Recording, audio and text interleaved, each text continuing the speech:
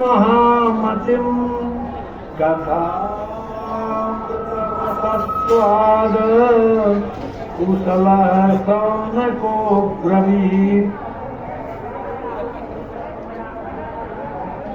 श्रीमद् भागवत महापुराण में सर्वप्रथम भगवान श्री कृष्ण को नमस्कार करते हुए और व्यास जी लिखते हैं कि सच्चिदानंद रूपाय विश्वोत्पत्त्यादि हेतवे, जो इस सारे संसार के सारे जगत के कारण हैं, इस जगत के उत्पत्ति स्थिति और लय के कारण स्वरूप हैं, ऐसे भगवान सच्चिदानंद के लिए नमस्कार है। और तापत्रय विनाशाय, और जो इस संसार में 3 प्रकार के ताप हैं, जो आदि दैहिक, आदि भौतिक और आध्यात्मिक, इन तीनों तापों का विनाश करने के लिए सच्चिदानंद स्वरूप उन भगवान श्री कृष्ण के लिए नमस्कार है। और एक बार की बात है कि शौनक आदि सभी 88,000 ऋषि नैमिषारण्य तीर्थ में पधारे और उसी समय सूत जी का भी समागम हुआ। सूत जी को देख करके शौनक आदि ऋषि अपने कल्याण के बारे में और इस जगत के कल्याण के बारे में सूत जी से उन्होंने प्रश्न किया कि हे भगवान, इस संसार में आत्म कल्याण के लिए और इस जगत के कल्याण के लिए कौन सा ऐसा उपाय है, कौन सा ऐसा साधन है? तो इसके बारे में सूत जी ने शौनकादि सभी ऋषियों को बताया कि वास्तव में इस कलिकाल में सबसे सुगम, सबसे सरल साधन एक है और उसका नाम है श्रीमद् भागवत पुराण की कथा। उन्होंने कहा कि असारे संसारे विषय विष संगा कुल धिया, इस सारहीन संसार में सभी प्राणी विषयों के संग के लिए रूप से आकुल हैं।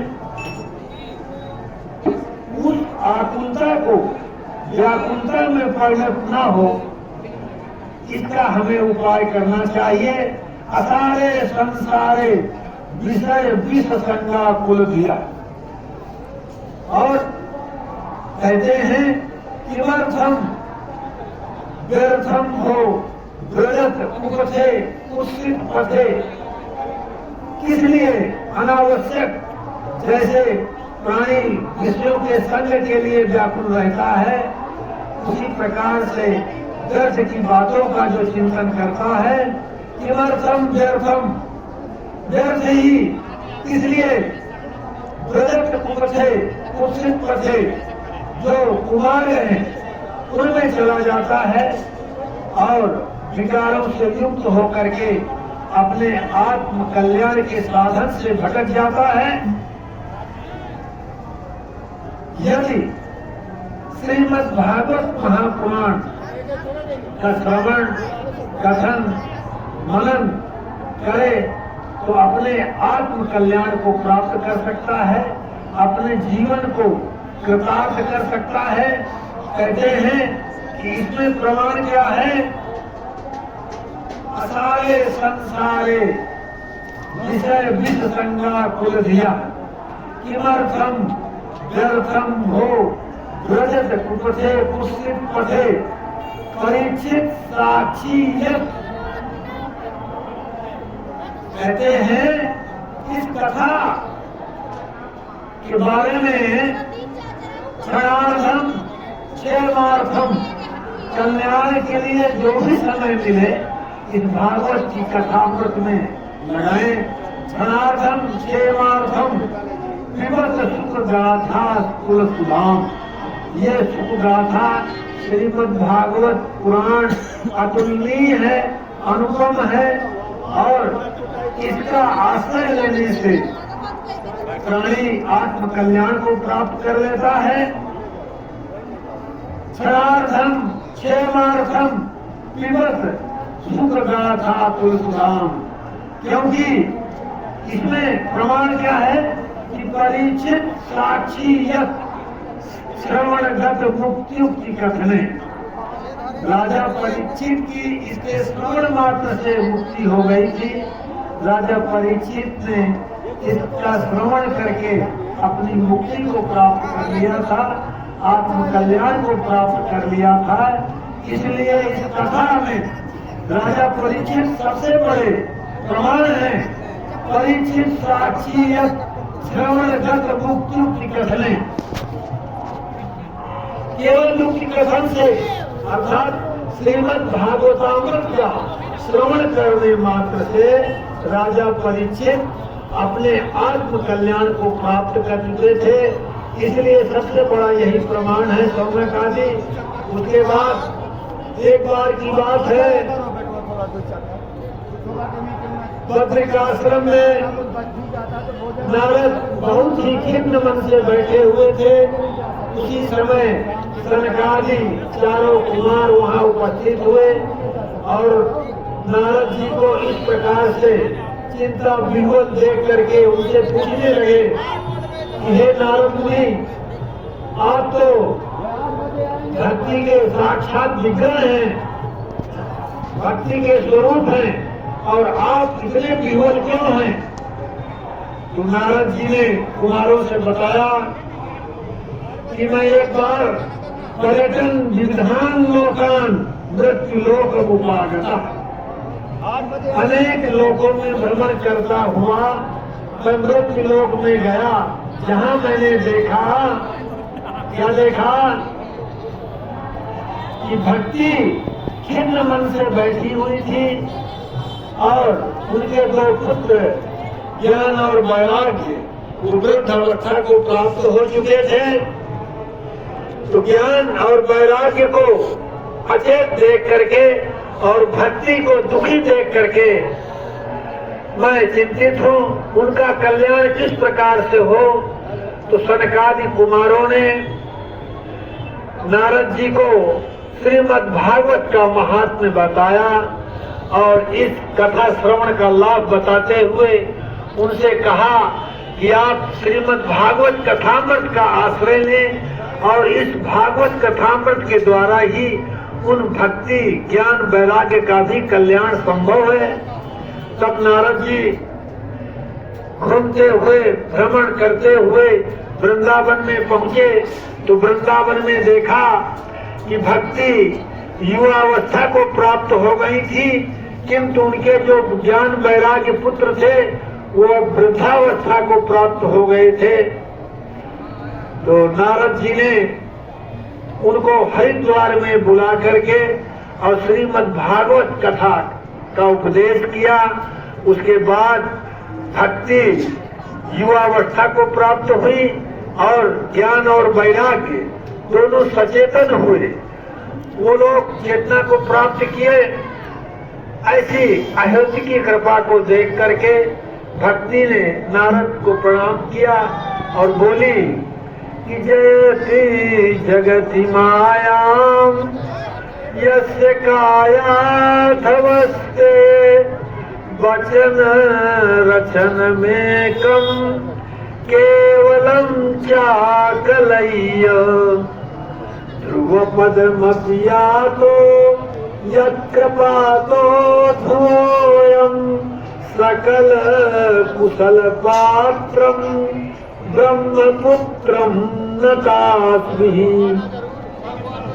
हे माया से परे रहने वाले भगवान नारद, आपका सर्वथा कल्याण हो और आपने जो हमारे पर इतना बड़ा है अनुग्रह किया है, आपका ये उदारशील स्वभाव, क्यों ना आप कल्याण अपने कल्याण के साथ ही जगत का कल्याण और परोपकार की भावना आपकी जो है, उसके कारण आपने हम सब पर जो उपकार किया है उसके लिए हम कृतज्ञ हैं।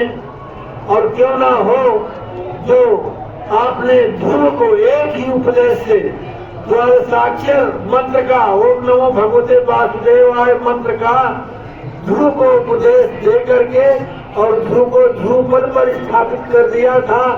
इसी प्रकार से आपने हमारा जो कष्ट दूर किया है और हम पर इतना बड़ा जो अनुग्रह किया है, उसके लिए हम आपके आभारी हैं। आपकी कृपा हमें प्राप्त हुई। इस प्रकार से इस भागवत कथामृत के द्वारा भक्ति भी अपनी स्थिति को प्राप्त किया और ज्ञान और वैराग्य वो अपनी चेतना को प्राप्त किए। ऐसे भागवत का ये महात्म्य है।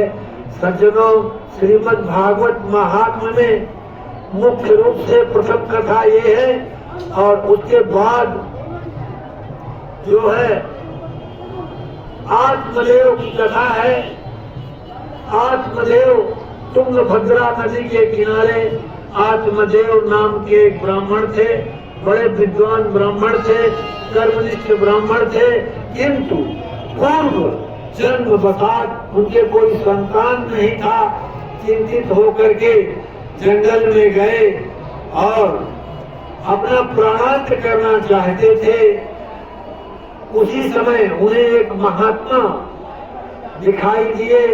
उन महात्मा के पास गए और उनसे अपना हाल सुनाया। महात्मा ने कहा कि आपका कल्याण होगा, आप इतना चिंतित न हो। वो कल्याण कैसे होगा, मैं उसका उपाय बताऊंगा। आप सत्संग करें, सत्संग से श्रवण भक्ति से आपका कल्याण होगा। और आप जिस बात से चिंतित हैं कि आपके संतान नहीं है, तो मैं आपको संतान का वरदान देता हूँ। ये फल ले जाइए और अपनी पत्नी को दे देना, तो आपके संतान हो जाएगी।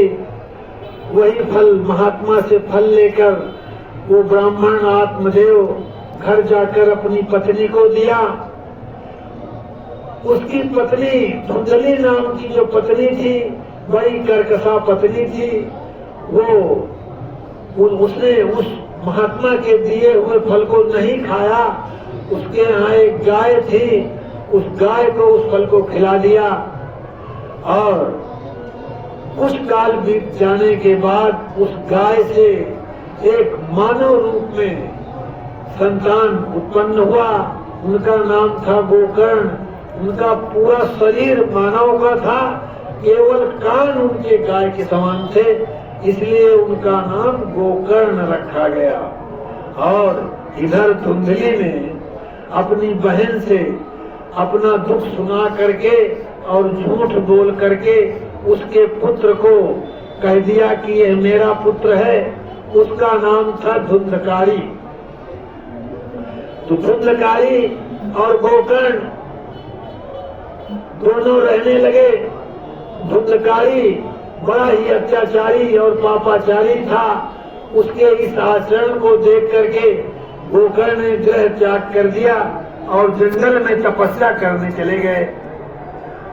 कुछ दिन बाद वो जब आए तो पिता को बड़े ही चिंतित देख करके अपने पिता को उपदेश करने लगे कि कोई चिंता का ऐसा कारण नहीं है, आप व्यर्थ में ही चिंतित हैं।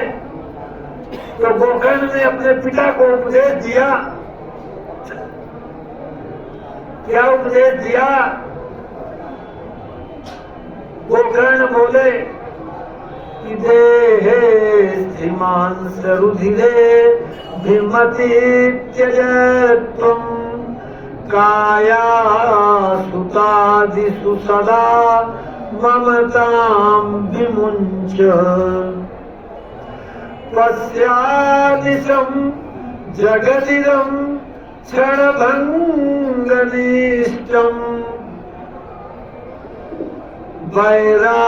वैराग्यराग रसिको भवभक्ति युक्तः।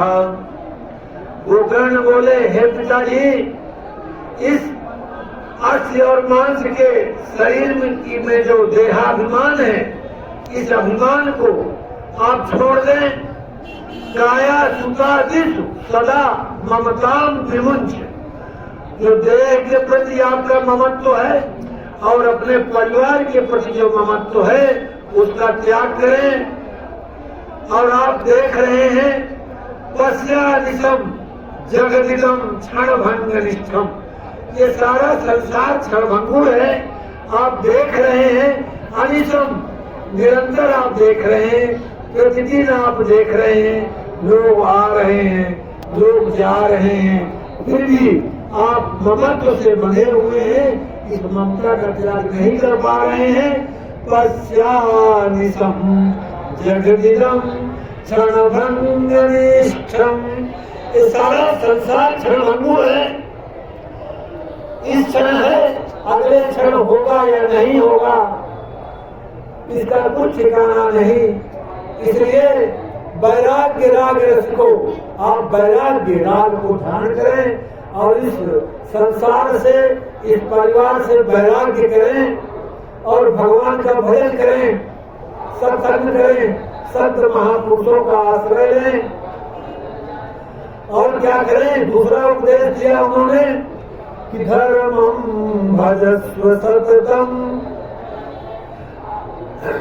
धर्मं भजस्व सततम जहि काम तृष्णाम, धर्म का आश्रय ले और कामनाओं का त्याग कर दे, तृष्णा का त्याग कर दे। धर्मं भजस्व सततम जहि काम तृष्णाम, और अपनी समस्त कामनाएं त्याग कर दें। और जो तृष्णाएं हैं पुत्र के प्रति, शरीर के प्रति, परिवार के प्रति, किसी वस्तु के प्रति, वो सारी तृष्णाएं त्याग दें। तब जो है आप अपने कल्याण को प्राप्त कर सकते हैं। और उसके बाद अन्यस्य दोष गुण चिंतनुमा सुमुक्त्वा, अपने परिवार जनों के और अपने सुहृदों के या अपने किसी भी व्यक्ति के गुणों का और उनके दोषों का चिंतन छोड़ दे। अन्यस्य दोष गुण चिंतनमा सुमुक्त्वा, जितनी जल्दी हो सके दूसरों के गुणों और दूसरों के दुर्गुणों का चिंतन छोड़ दें, है ना। और तभी आपका कल्याण संभव हो। इस प्रकार का उपदेश दे करके और गोकर्ण जंगल को पुनः तपस्या करने के लिए चले गए। इधर धुंधकारी इतना व्यभिचारी, अत्याचारी, पापाचारी हो गया और कुछ दिन बाद वो अकाल मृत्यु को प्राप्त हो गया और उसकी वो फिर प्रेत योनि में पहुंच गया। उस प्रेत योनि में रहते हुए वो गोकर्ण को स्वप्न में एक दिन जा बताया कि मेरी जो दुर्गति हुई है, मेरे मोक्ष का कोई उपाय हो वो बताएं। गोकर्ण ने संत महापुरुषों से यह बात जानकर कि संसार में इस प्रेत योनि से भी मुक्त कराने का मात्र एक उपाय है, साधन है, वह है श्रीमद् भागवत कथामृत। इसलिए गोकर्ण वहाँ गांव में अपने जा करके, अपने नगर में जा करके श्रीमद् भागवत का श्रवण कराया, जिससे उस धुंधकारी की मुक्ति हुई।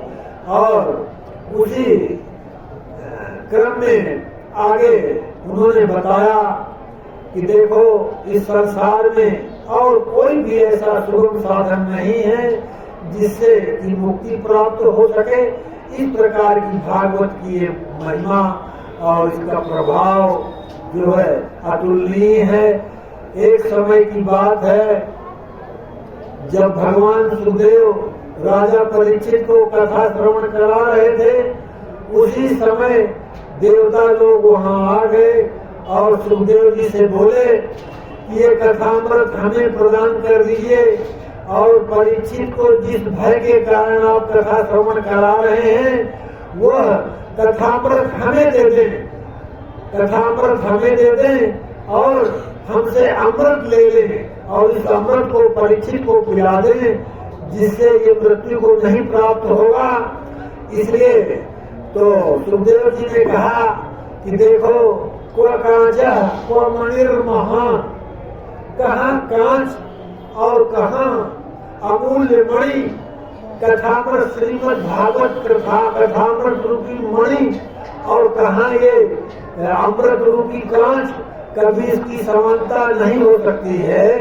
इसलिए हम इस कथामृत को परीक्षित को ही पिलाएंगे, आपका अमृत नहीं ग्रहण करेंगे।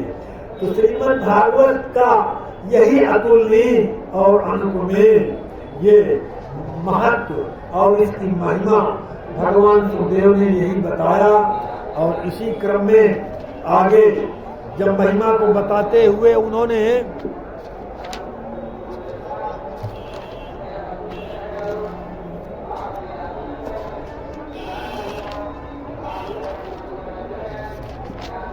श्रीमद् भागवत की महिमा का व्याख्यान करते हुए आगे भगवान सुखदेव जी कहते हैं कि भगवान की कृपा से परीक्षित जब गर्भ में थे उत्तरा के, उस समय अश्वत्थामा ने ब्रह्मास्त्र का प्रयोग किया था, उससे भी भगवान ने रक्षा की थी।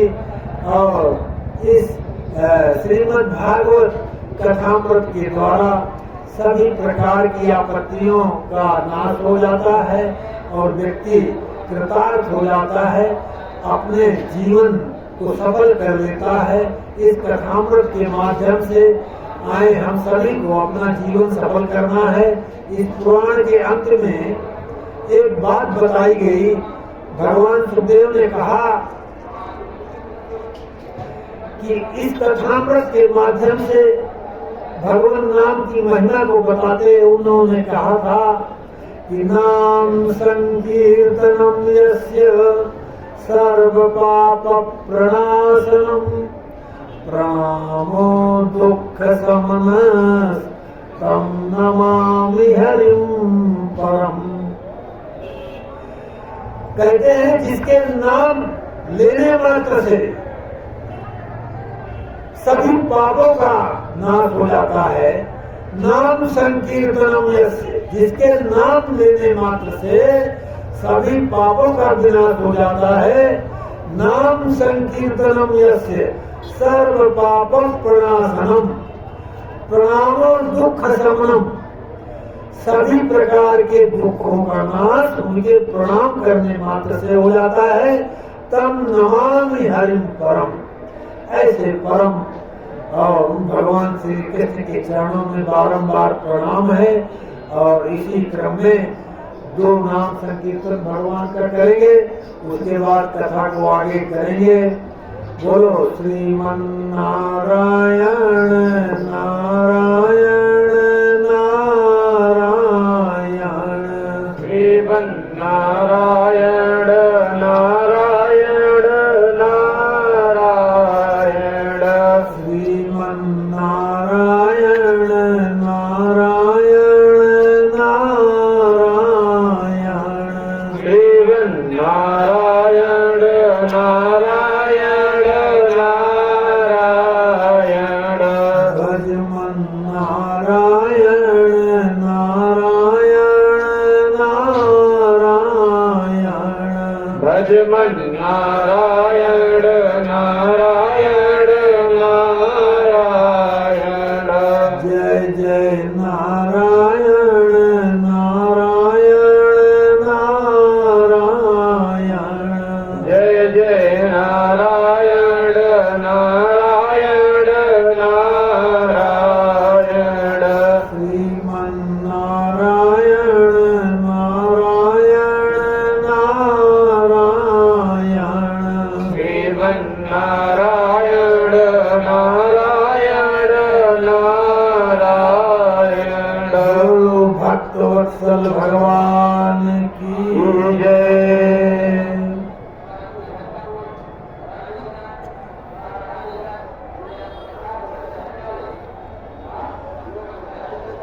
कहते हैं जब ये जीव 84 लाख योनियों में भटकता रहता है और कर्म के बंधन में बंधा रहता है, उस कर्म के बंधन का कारण क्या है? कहते हैं ममेति ममेति कारण तत्व, माने इस संसार में बंधन का एकमात्र कारण है। वो कारण क्या है? ममेति, यह मेरा है। उसी को सरल भाषा में गोस्वामी जी ने बताया कि वास्तव में माया क्या है। तो मैं और मोह, माने मैं और मेरा, इसी का नाम माया। मैं और मोर तोड़ तय माया, और जे बस कीन्हे से जीव निकाया। माने सभी जीवों को जिसने बस में कर रखा है वो मात्र एक कारण है, ममत्व। ममत्व ही माया है, इच्छा ही माया है, मोह ही माया है। तो माया को परिभाषित करते हुए और इस पुराण में उन्होंने ममेत, जब किसी का हम पूजन करते हैं तो सब कुछ तो भगवान का है, हमारा तो कुछ है नहीं, हमारा तो शरीर भी नहीं है। ये पंचभूत का शरीर है ना भाई, पृथ्वी तक जल तेज वायु आकाश अग्नि, तो ये 5 तत्वों से बना हुआ ये हमारा शरीर है। जब हम किसी देवता का भी पूजन करते हैं और उसके प्रति कृतज्ञता व्यक्त करते हैं, उस समय ये कहते हैं कि न मम फलम समर्पयामि न मम, मैं आपको फल समर्पित तो कर रहा हूँ, लेकिन ये फल मेरे नहीं है, ये सब आपके हैं। क्यों कहते हैं गिरिशयार्पितरो देवा महाभूता निधातवा।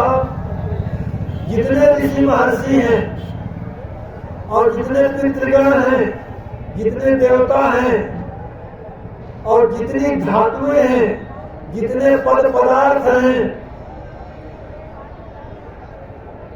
और जो ये 5 महाभूत हैं, ये सभी जंगमा जंगमम चेदम, और भी जो भी जंगम और स्थावर जगत में जो कुछ भी है, जगन्नारायणो वो जगन नारायण से ही प्रादुर्भूत है, उसी से सब कुछ पैदा हुआ है। और इसी को भगवान कपिल ने 24 तत्वों में जब परिभाषित किया, परिगणित किया, तो कैसे किया कि हमारे अंदर रहने वाली जो 5 कर्मेंद्रियां हैं, वह 5 पादम गुदोपस्था 5 कर्मेंद्रियां, श्रोत्रम चक्षु स्पर्शम च रसनम घ्राणमेव च 5 ज्ञानेंद्रियां, तो 5 और 5 10, और एक मन 11, और 5 इसके विषय रूप रस गंध स्पर्श, ये इसके जो विषय हैं परमात्राएं, तो 15 एक 16 हो गए, है ना। और ये इनके जो इन तत्वों का विवेचन करते हुए मन बुद्धि अहंकार और चित्त, ये भी बुद्धि के 4 पर्याय बताए। अंतःकरण के 4 विभाग किए गए, मन बुद्धि चित्त और अहंकार।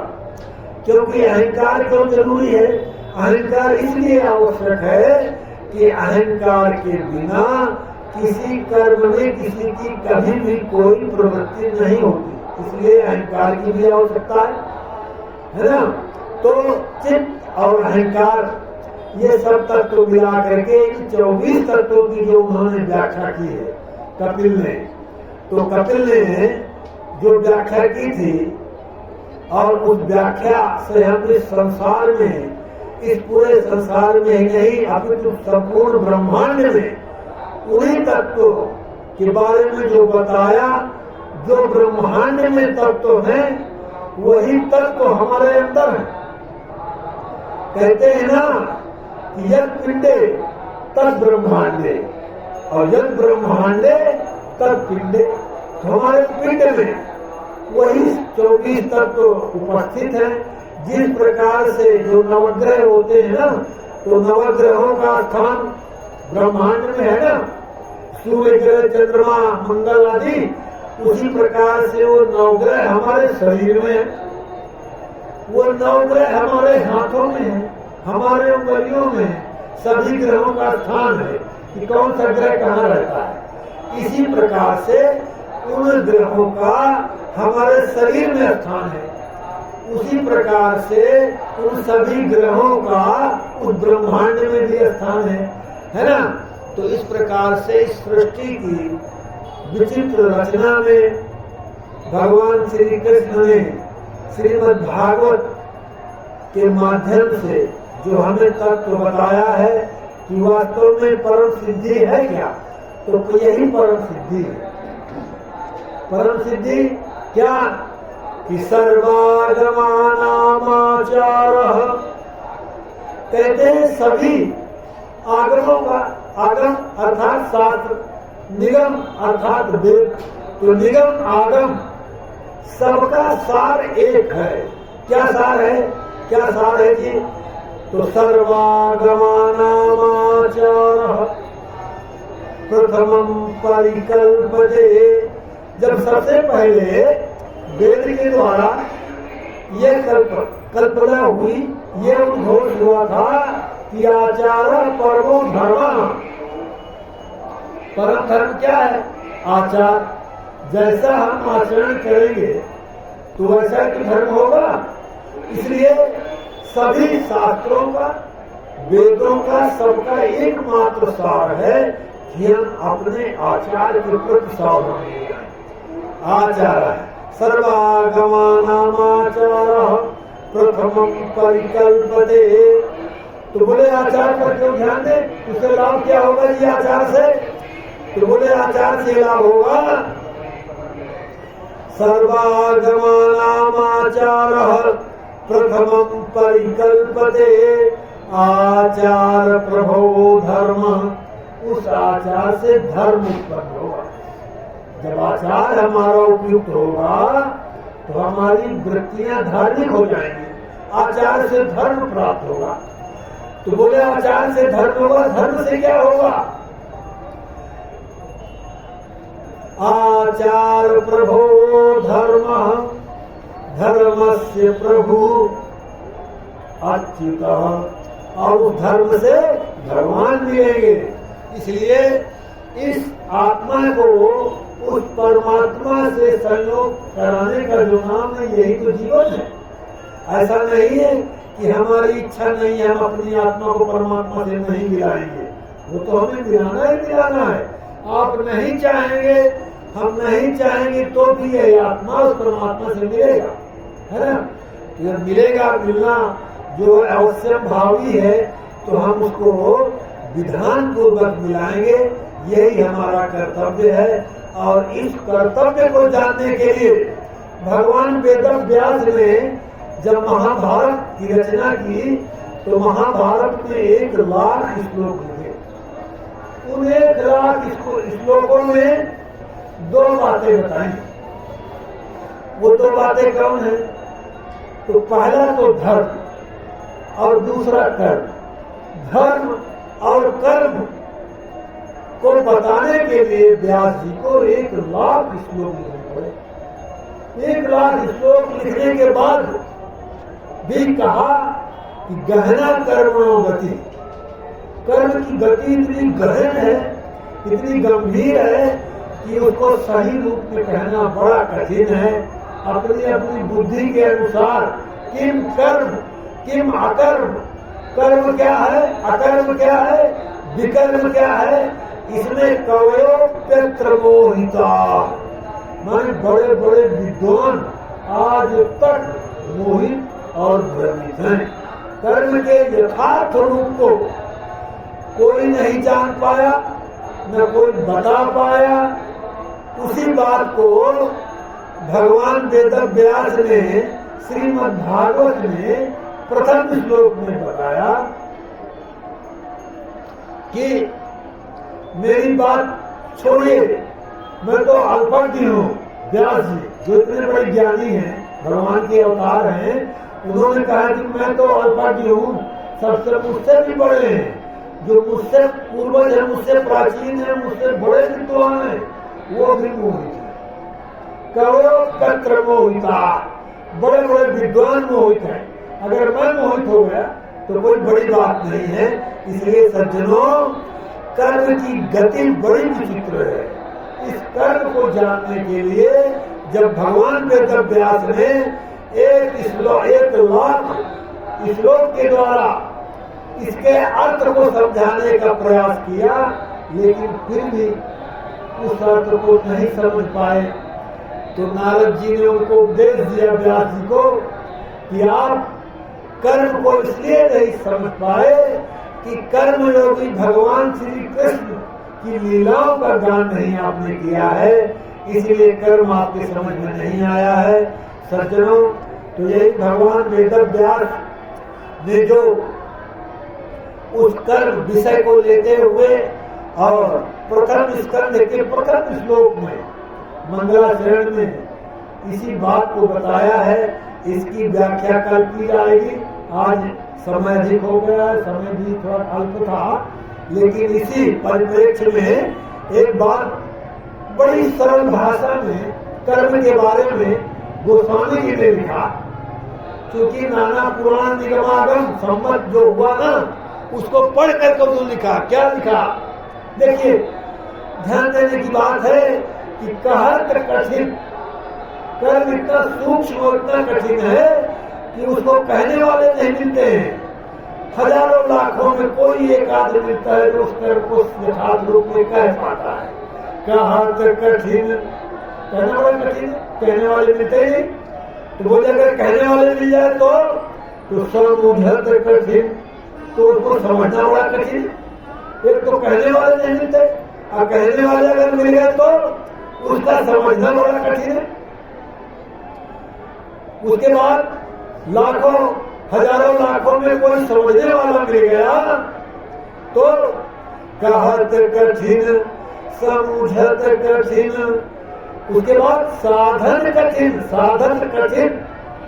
उस कहने और समझने के बाद उसकी साधना, हजारों लाखों में कोई एक आध व्यक्ति ऐसा होता है जिसकी साधना कर पाता है। और उसके बाद भी कहत कठिन, समझत कठिन, साधत कठिन है। उसके बाद साधना कठिन है, और उसके बाद साधत कठिन विवेक।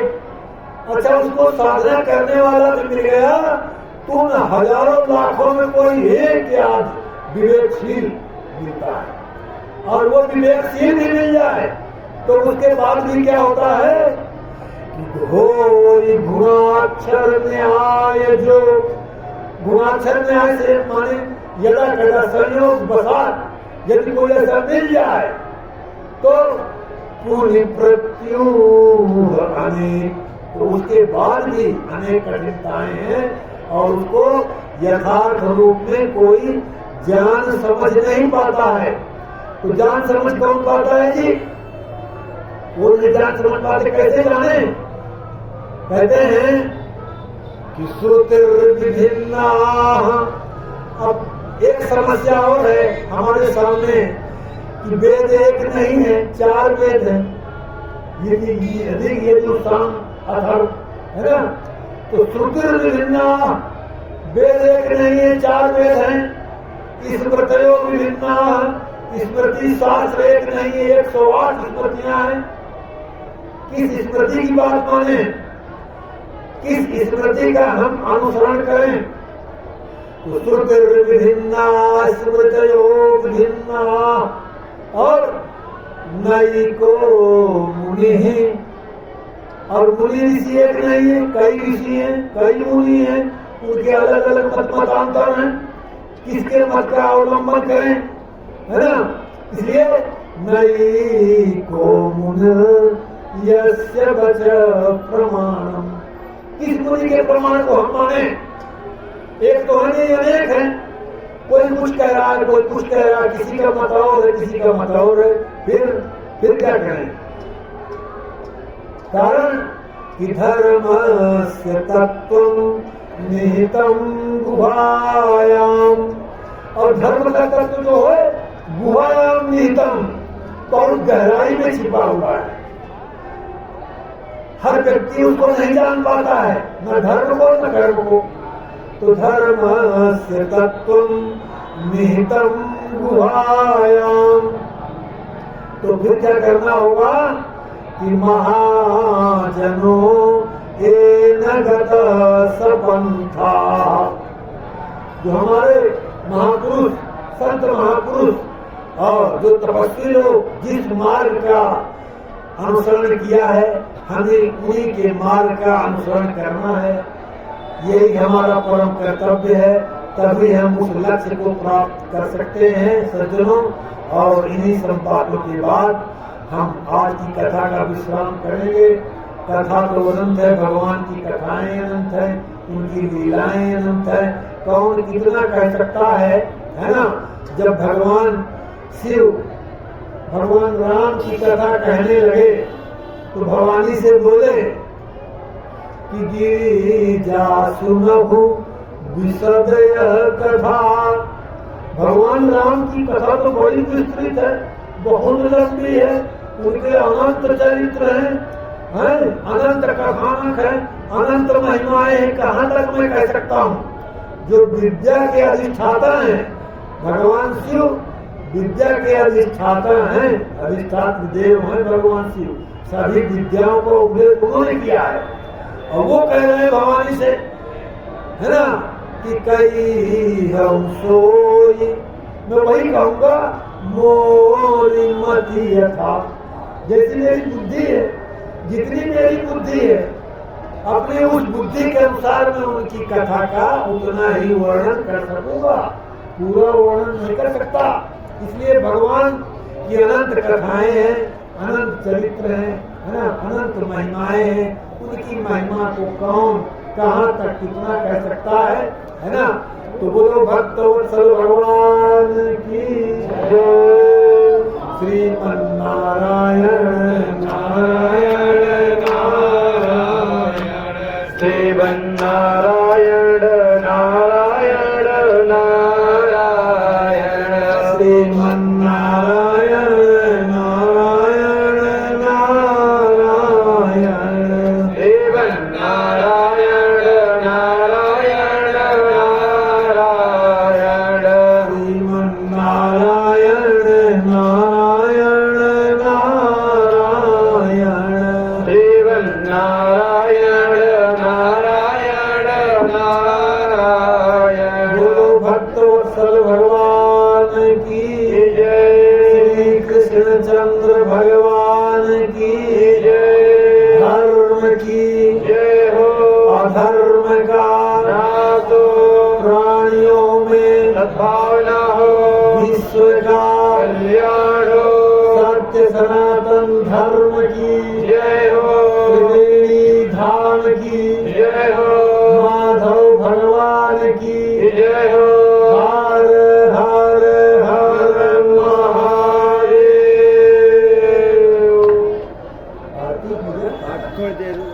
थोड़ी देर दंडी समाज आ गए हैं तो उनका जयकारा करा दीजिए, 5 मिनट रुक जाइए। हाँ, नहीं दंडी समाज फिर आरती सब आते हैं। व्यासं सुखं गौरपदं महान्तं गोविन्द योगीन्द्रमथास्य शिष्यं श्री शंकराचार्यमथास्य पद्मं पादं च हस्तामलकं च शिष्यं तंत्रोदकं वार्तिककारमं